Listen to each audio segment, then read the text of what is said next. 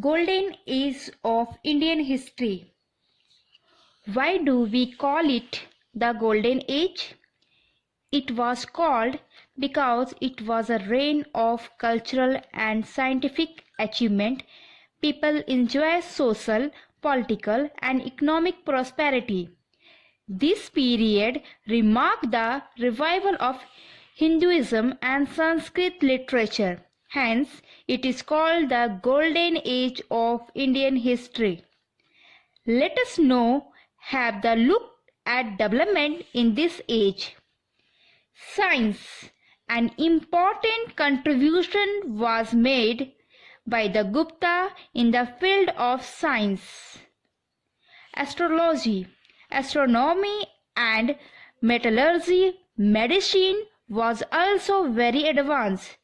The two great astronomers and mathematicians of this period was Aryabhatta and Varahamihira.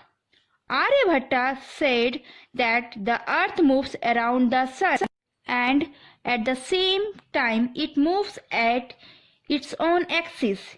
He wrote Aryabhatiam, in which he provided the solution to many mathematical problems. To honor this great man, the first Indian satellite is named after him.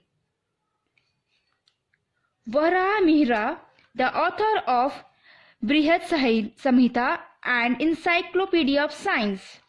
The numerous systems were very advanced at that time. Numerous were first developed and used by the Indians. The system was later adopted by the Arabs, who improved it further and passed it on to the European. Indian mathematicians also knew the use of zero and the decimal system.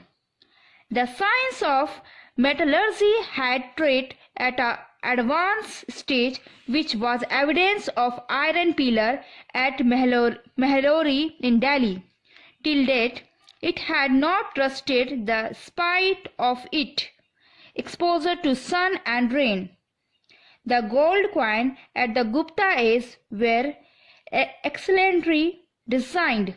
In the field of medicine too there were great progress.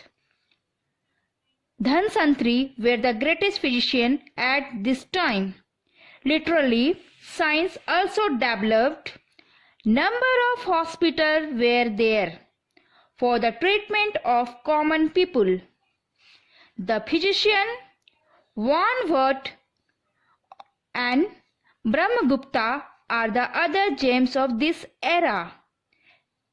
Literature. The Gupta period are progress, both religious and non-religious literature. The Gupta king were patrons of Sanskrit literature. Some of the finest poems in drama were written in the Gupta period.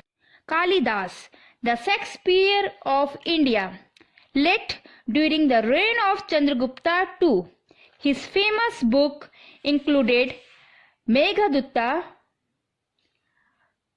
Raghuvansam, Ritu Sambhava, Kumar Sambhava. His placed Abhijanam Sakuntalam, Vikramor Vashyam and Malvik Agni Mitram are the gems of Sanskrit literature. The other eminent writer of this period included Sudraka, who wrote Mirch Pitika. Vishakha Datta wrote Mudraksha and Devi Chandraguptam. Panchatantram was a famous collection of the animal fables was written by Vishnu Sharma in this period. The Ramayana and the Mahabharata and the Purana were written in the final form during this period. The James also developed literature in Prakrit language. The Gupta period also saw the development of Sanskrit grammar. Panini and Patanjali are the famous grammarians Panini Astadhai is famous work on Sanskrit grammar. Amarshina wrote the famous Sanskrit dictionary Amarkosha. Art and architecture under the patronage of the Gupta paints, art and architecture flourished. Numerous temples were built with brick and stone and had beautiful roads. Initially the temples are small in size, but with the passage of time, large temple work constructed. The famous temple included Dasavatra at Devgarh near Jhansi, the temple of Vittargaon near Kanpur, and the temple at Sanchi. Buddhist art and architecture were also flourished during Golden Age. The most famous cave temple at Ajanta near Aurangabad.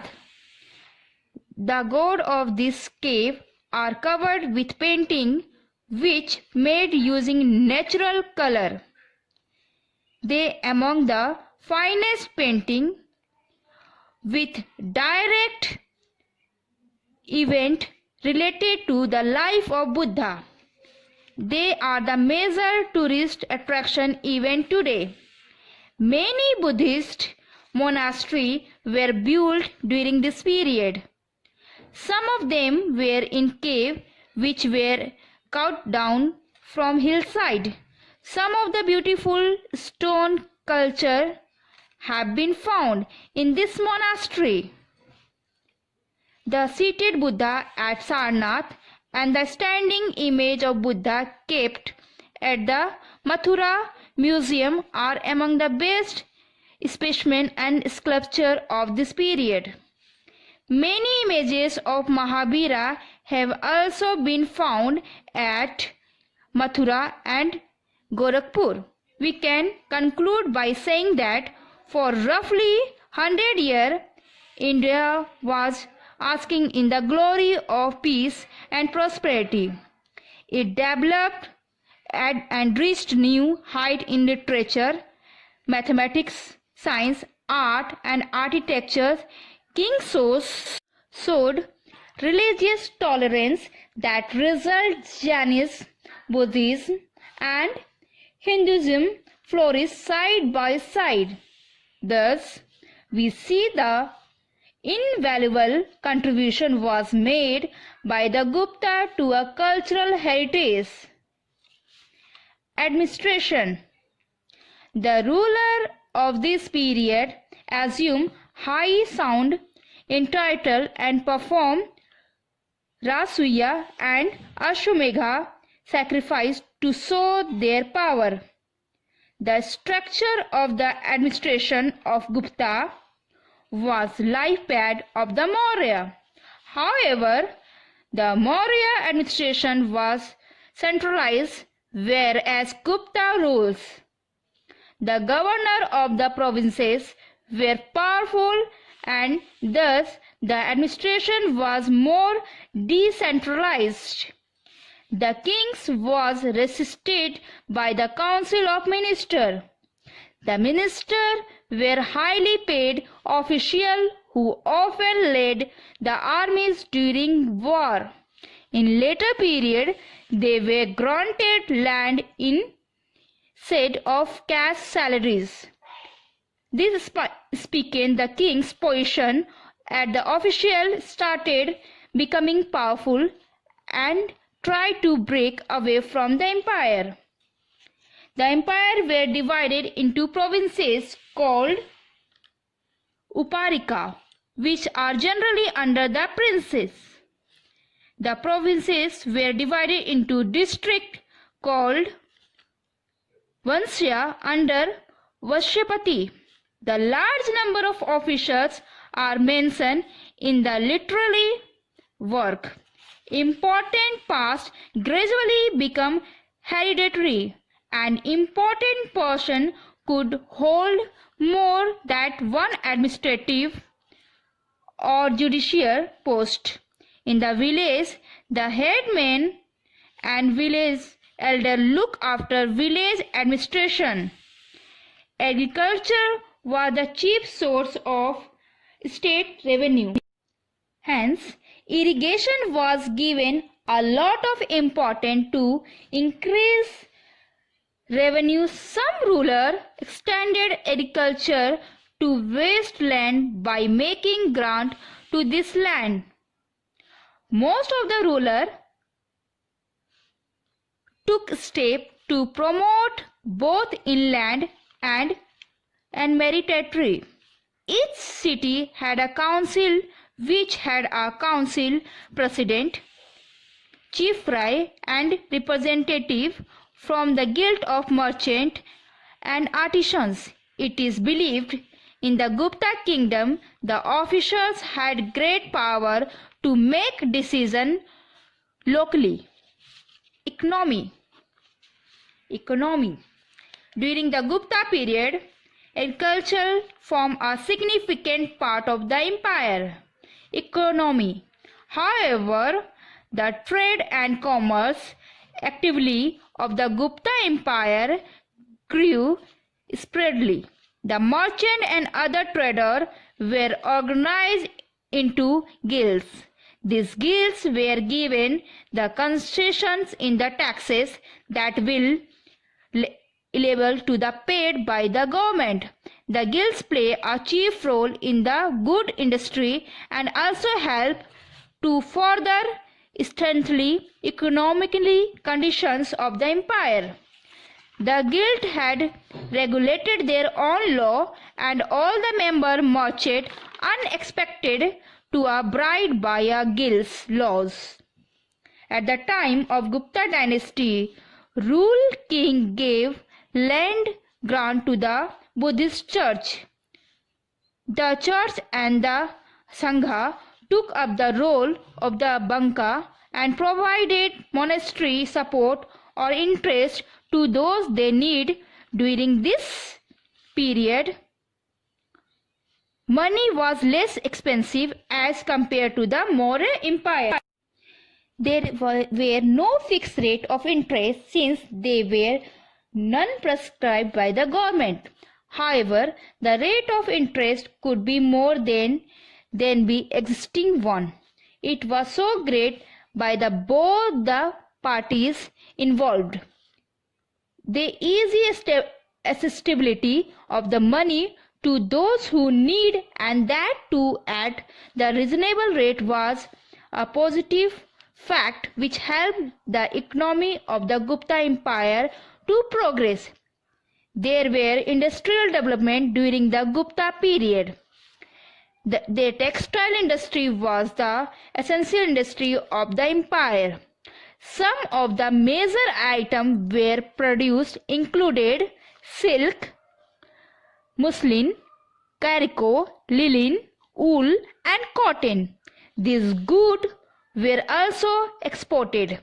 There were also flourishing industry of the Gupta Empire like ivory work, stone cutting and carving of stone like jasper, agate, pots, Calavian, etc.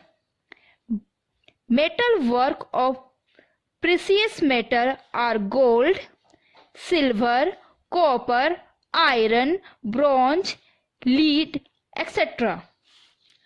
Pearl industry were also very popular.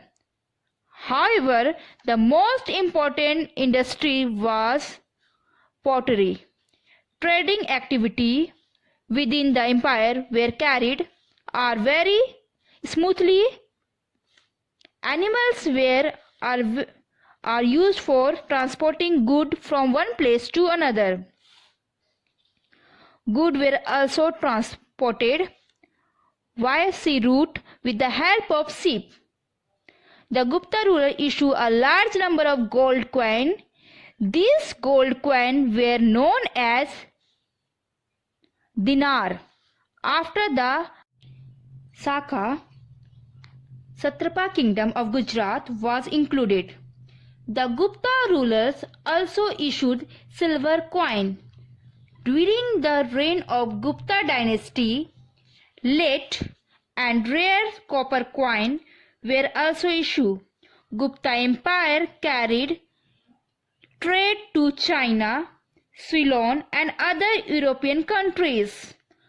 After around 550 AD, trading activities with the Roman Empire were relaxed. The Gupta imported Chinese silk and ivory from East Africa. During this time, Southeast Asia became the center trade of the Gupta Empire. Now your chapter is completed. So you have to read thoroughly and complete your answer question. Those having any doubt, please send me your question in WhatsApp group. Thank you.